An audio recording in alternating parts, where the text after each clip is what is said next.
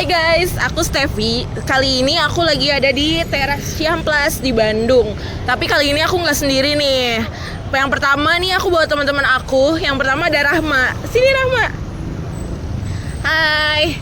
Nih aku di sini bareng-bareng sama teman-teman aku lagi liburan. Tapi kali ini aku pengen bahas tentang Teras Ciamplas lebih kritis lagi nih. Yang kedua ada Dea. Ayo Dea. Hai. Terus ada Fahira. Ada juga Nabila, ada Bina. Kita rame-rame guys di sini di Bandung buat bahas tentang Teras Ciamplas yang lagi viral ini nih. Terus ada kameramen kita juga namanya Senli. Senli, boleh tunjukkan pesonamu? Oke. Nah, mungkin kali ini kita akan bahas lebih lanjut di atas kali ya supaya lebih enak karena ini lagi macet juga. Jadi kita mending di atas aja. Oke, stay tune ya guys. Dadah.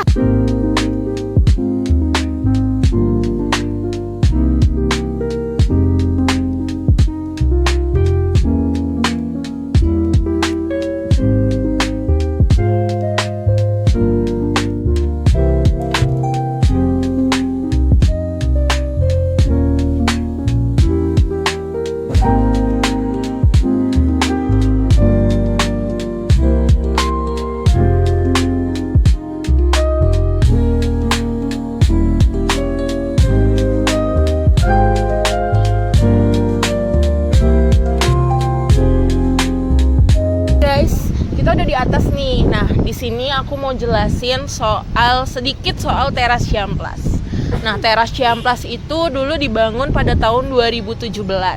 Kayak ada yang di data ini nih. Dia dibangun pada tahun 2017 yang mengeluarkan dana yang diperkirakan sampai 74 miliar. Wow, banyak banget ya. Dengan harapan Teras Ciamplas itu dibangun sebagai skywalk multifungsi, di mana orang-orang bisa berjalan kaki, juga yang mendukung UMKM yang ada di sini. Tapi apakah yang menjadi pertanyaan adalah apakah hal tersebut bisa berfungsi dengan baik sesuai dengan apa yang mereka inginkan atau justru malah sebaliknya? Soalnya seperti apa yang kita lihat sekarang, Teras Skywalk ini tidak berjalan seperti apa yang mereka mau, karena sudah tidak ada lagi ya yang berjualan, malah justru hanya fasilitas publik untuk jalan kaki saja. Tapi semenjak adanya COVID, hal tersebut yang tadinya banyak UMKM yang jualan, tapi akhirnya jadi pada tutup ya. Nah, kita pengen tahu nih di sini apakah hal tersebut akan berpengaruh bagi pedagang-pedagang yang di atas atau juga akan berpengaruh ke pedagang-pedagang yang di bawah. Nah, dengan banyaknya jumlah yang dikeluarkan sekitar 74 miliar itu, kan hal tersebut menjadi ramai nih bagi pembicaraan publik. Nah, terus akan dengan isu-isu yang bilangnya akan dihancurkan. Nah, hal tersebut akhirnya menjadi banyak pertanyaan. Nah, kita di sini akan membahas lebih kritis lagi. Dan aku juga pengen nunjukin nih bagaimana keadaan yang sebenarnya yang ada di Teras Ciamplas ini. Stay tune ya guys, nanti kita muter-muter lagi di sini. Nah, saat ini kita lagi muter-muter aja, lagi jalan-jalan aja buat lihat kondisi gimana Teras Ciamplas itu yang sebenarnya. Nah, kayak yang kita bisa lihat ya, di sebelah situ kan tadinya banyak banget orang yang jualan ya, tapi bisa kita lihat hanya satu orang saja atau hanya beberapa UMKM saja yang masih berjalan di sini. Dan bisa kita lihat guys, di sini sepi banget, bahkan cuma kita aja deh kayaknya yang di sini. Dan orang yang tadi jalan juga paling cuma beberapa, cuma buat nyebrang buat ke arah sana aja, karena di bawah juga rame dan macet banget. Jadi ini cocoknya buat jalan kaki aja. Nah, terus apakah hal tersebut benar-benar sesuai sama apa yang kita inginkan atau apa yang pemerintah inginkan?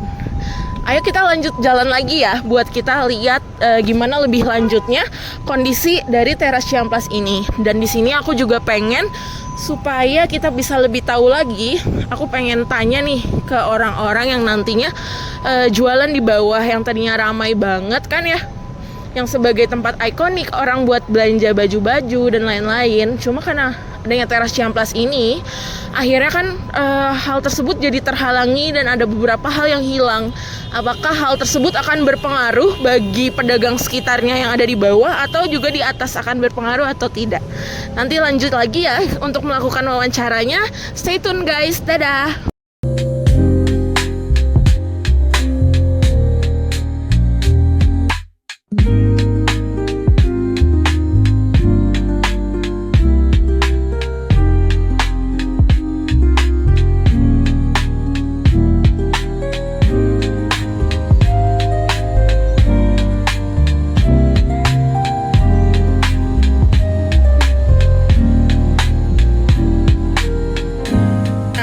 Sekarang kita ke spot selanjutnya, di mana biasanya banyak ya UMKM yang jualan di sini. Tapi kita lihat gak ada yang jualan sama sekali. Ada sih satu orang tadi jualan kopi, tapi tempat ini jadi cenderung terbengkalai gitu aja. Bisa kita lihat juga di sebelah sana banyak sampah-sampah ya guys ya, yang akhirnya kita bisa lihat banget lah, maksudnya hal ini akhirnya jadi cenderung gak diperhatikan sama sekali. Nah, kita pengen tahu juga gimana nanti kelanjutan dari keputusan pemerintah, gimana kira-kira untuk mengatasi hal ini. Apakah akan dibongkar atau tidak? Ya, oke. Selanjutnya mungkin nanti kita akan melakukan pembahasan ke wawancara ya. Oke. Dadah guys.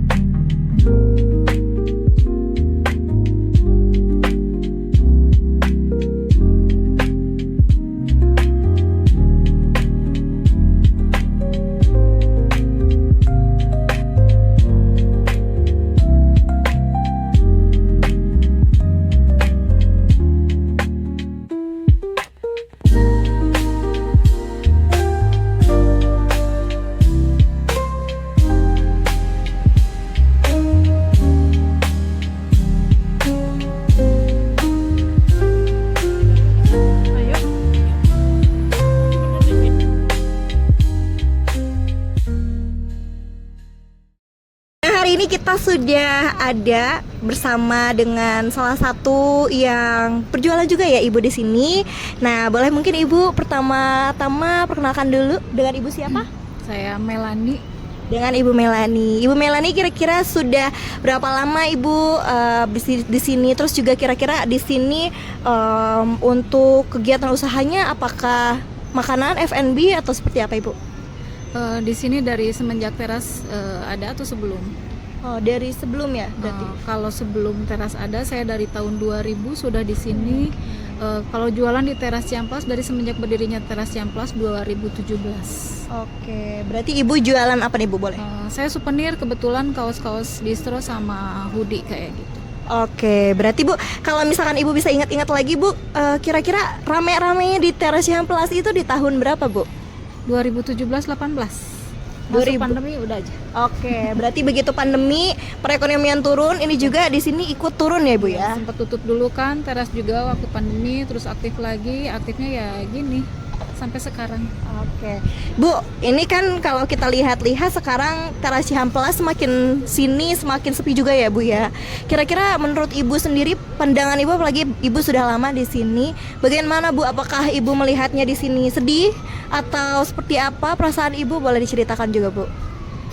Kalau sedih ya mewakili PKL yang lain, sedih sih iya ya.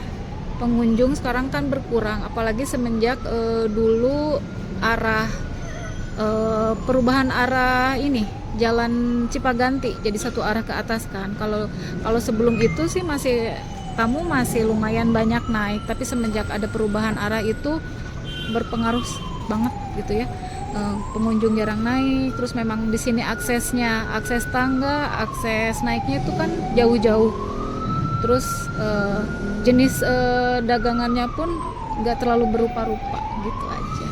Oke, Bu, kalau misalkan dari desas-desusnya ya, Bu. Kemarin juga kan sempet rame nih, di sini ada salah satu kasus yang membuat akhirnya tersorot nih, akhirnya setelah sekian lama mungkin pemerintah agak sedikit acuh terhadap tempat ini gitu. Nah, untuk kejadian kemarin juga ternyata ditindaklanjuti nih sama Pak Gubernur ya.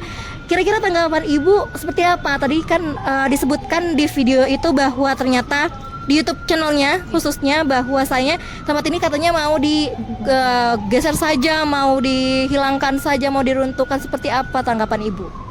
Kalau untuk masalah seperti kasus kemarin kan itu bukan pertama kali ya untuk di teras. Dari zaman sebelum ada teras lanjutan 2 juga teras ini banyak lah kejadian, cuman tidak terekspos mungkin ya. Dari zaman kepengurusan saya juga sering ada kasus seperti itu yang di-share videonya di IG, di TikTok juga ada. Cuman sekarang karena muncul lagi, karena teras memang lagi sepi, karena memang lagi dari pawalinya memang lagi diperbaharui, jadi kan munculnya kelihatan banget gitu ya.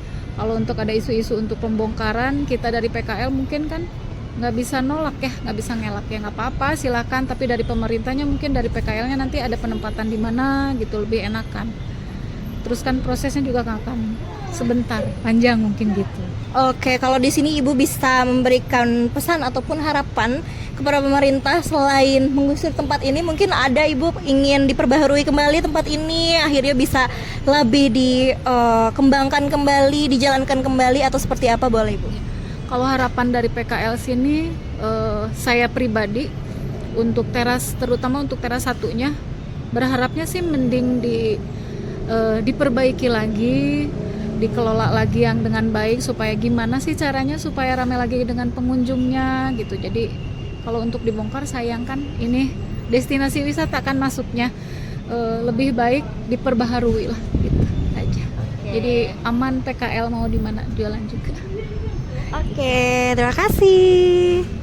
Nah, sekarang aku udah di bawah nih, di bawah tangga teras Ciamplas. Kayak yang kita lihat ya, dulu kan teras Ciamplas ini rame banget ya guys ya. Tapi banyak banget sekarang akhirnya tempat-tempat yang jadinya nggak hidup. Bisa kita lihat nih, ruko-ruko ini sebelahnya lagi semuanya banyak banget yang dijual dan kosong. Sayang banget ya, semenjak ada hal ini akhirnya malah tidak sesuai dengan harapan orang-orang yang tadinya buka usaha yang ramai di sini, yang lebih hidup. Sekarang jadinya banyak tempat-tempat yang tutup dan dijual. Sedih banget ya guys ya.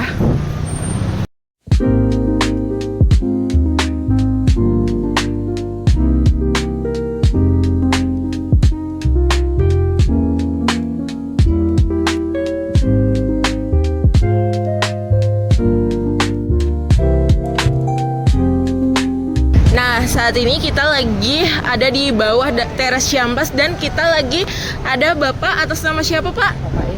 Bapak Ing. Bapak Ing. Oke. Nah, aku di sini mau wawancara Bapak Ing sebagai security di sini. Nah, aku mau nanya nih Pak, kira-kira ada pengaruh nggak ya Pak buat para pedagang ini dari adanya teras Ciamplas ini? Oh, kalau pengaruh ada, pengunjung kan lebih baik di bawah katanya. Lebih baik di bawah. Oh, jadi sebenarnya nggak berpengaruh banget ya? Ya. Oke. Tapi kalau misalnya hujan gitu-gitu, bener gak sih Pak yang kata orang-orang ada aroma yang nggak enak, itu bener gak sih Pak? Gak tahu ya? Oh, oke. Nah, terus harapan Bapak nih ke depannya, ini kan teras Ciamplas lagi viral banget. Harapan Bapak ke depannya buat teras Ciamplas ini sama pedagang-pedagang di sini apa nih Pak? Kalau terasnya lebih baik dibongkar aja. Dibongkar aja, Ya, oke. Biar enak gitu, kalau nggak macet. Lebih enak ya, nggak macet. Oh, ini bikin macet sih, bener ya. Sama ini sedih juga sih, jadi nggak terlalu kelihatan ya Pak, jadi gelap ya. Ya. Oh. Oke, jadi itu guys ternyata harapan Bapak. Oke, mungkin sekian aja dari aku buat wawancara Bapak Ing. Terima kasih Bapak. Dadah, Bapak dadah.